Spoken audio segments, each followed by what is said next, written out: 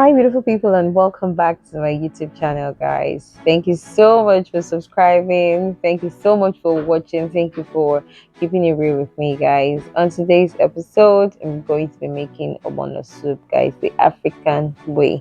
So, this particular one, some persons will complain that it ends up when they use it, it doesn't slime, but I'll be showing you step by step on how to make it. So, in here, I have my dry fish, my pepper, the red, yellow, and my onion. Guys, I have my pomo already washed and pre-cooked. I have my shaki in there too. I also have my beef. I have my stock fish, guys. What is an obono soup without your stock fish and all? Here is my originally drilled palm oil.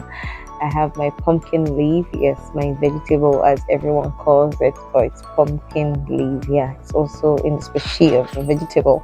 You could also make use of bitter leaf. Yeah, onubu, in case for my Igbo Nigerians. Yeah.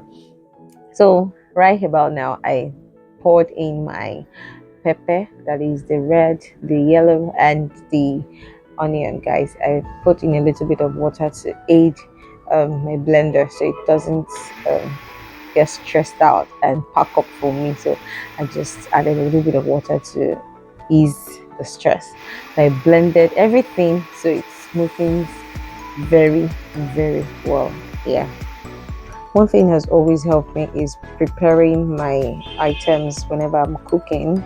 Okay, so it helps me stay focused and I won't start running helter skelter in the kitchen. So right here, I am seasoning my beef. I'm seasoning it with salt, onion, a little bit of seasoning, and you taste for your choice to see if there's enough salt and all that you'd want to add more. So I gave it a thorough stir and tasted it, but it wasn't enough. So I went in with extra seasoning. Ensure you always taste properly so you do not oversalt your food. Very, very important. So I turned everything together. So observe that I didn't add water. This little water you're seeing here is from the meat stock. So I set it aside and set on the fire while I prepared my pumpkin leaf. In another pot, I added my stock fish, added a little bit of water, set it aside, and put it on the fire while I went back to check up on my beef. It was already boiling. As you can see, it had water in it. Trust me, I didn't add water right here. So I added my pomo so the seasoning can simmer into the pomo and be tasty when you taste it.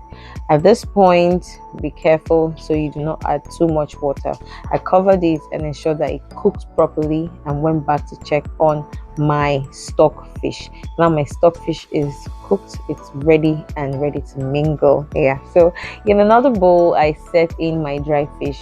Guys, ensure you always use hot water to wash your dry fish so the sand will not fall your hands. So I went back and checked up on my meat and voila, it was ready. Ensure you cook it to soften to an extent. You don't cook and overcook. So when it was ready, I added the little water that was going to be enough for my food and allowed it to boil to tender. Then I set it aside and went straight to prepare my pumpkin leaf. In here, I have my pumpkin leaf washing it with salt, with a little bit of salt to kill every tiny bit of germs, and voila, guys, this is what my dry fish looked like after I had washed it and deboned it. There is no single sand here. So this is me cutting my vegetables. So I have this zero patience for arranging my vegetables, stem by stem, stick by stick, and also I just cut into two, and it still gives me the exact look of how I want my vegetable to be.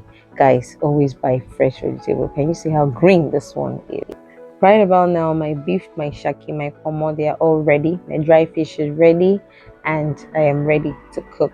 So in the pot, I poured in my palm oil, setting my palm oil.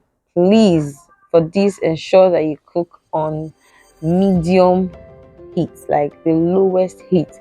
This is the reason people do not get that slimy ogbono that they want. So I put in my onion, I put in my pepper mix and stirred it and allowed it to fry for as much as I wanted it not to get burnt, guys. I added in my ogbono gradually. This pot is cooking on extreme medium heat, guys. Do not cook your ogbono on high heat, it will not slime. So I stirred it very well, and then in went my crayfish, guys. Everything I'm cooking has been on medium heat, guys. So this is it. My seasoning went down in there and I stirred. It is still on very medium heat, guys. I stirred it and then added my stock. So at this point, when you're adding the stock, guys, you carefully add it so you will not over add water, so you don't add excess water. Continue stirring it gently so it would start binding. It was thick, so I added more water and added more water and continue stirring to bind it properly. So don't be scared at this point. I continued again, I added water. So basically you need to add water gently. Do not just pour excess water into the food, into the ogbono soup. So all you need to do is simple. You add water gradually and turn it, you stir it gradually and allow to cook. So in here went in my stock fish. My stock fish, do not be scared. It's looking like it's not going to turn out slimy, right? No, guys, do not be scared. Let me remind you, I am cooking on premium medium heat, guys. So I added my beef, my shaki, my pomo, my stockfish is already in there. I stirred all of them to mix so every seasoning will go in to the other. I allowed everything to boil on premium medium heat.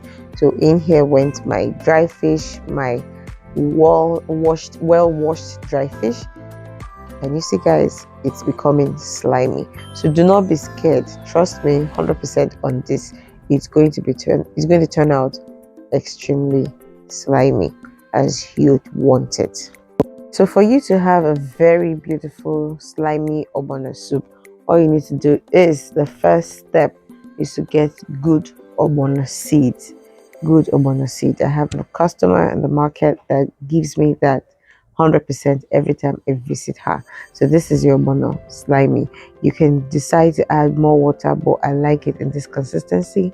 And in here went my vegetable, that's my pumpkin leaf.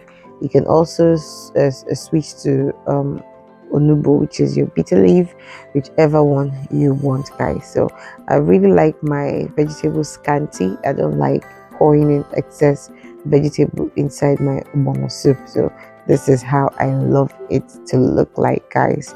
It's as slimy as you would want. Guys, the aroma in this kitchen is out of this world. Ensure you taste for salt, ensure you taste for seasoning, ensure you taste for pepper, and you are good to go, guys.